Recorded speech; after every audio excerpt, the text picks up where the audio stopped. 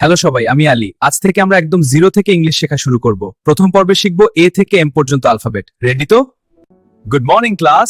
Let's start with the letter A. A is for apple. See, apple starts with A. A তে apple. দেখেছো Apple শুরু হয় এ দিয়ে। B তে বল। দেখেছো বল শুরু হয় বি দিয়ে।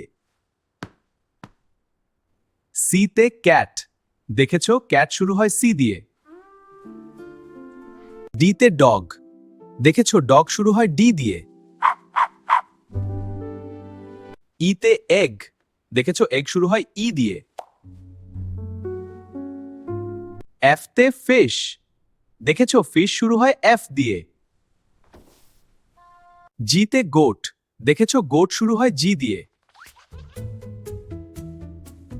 এইচ তে হ্যাট। হ্যাট মানে টুপি। দেখেছো হ্যাট শুরু হয় এইচ দিয়ে। আই তে আইসক্রিম। আইসক্রিম মানে বরফ। দেখেছো আইসক্রিম শুরু হয় আই দিয়ে। জে তে জেলিফিশ। জেলিফিশ মানে জেলিফিশ।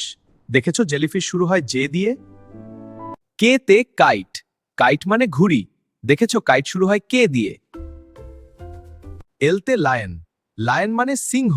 দেখেছো লায়ন শুরু হয় এল দিয়ে। এম তে ম্যাঙ্গো। ম্যাঙ্গো মানে আম।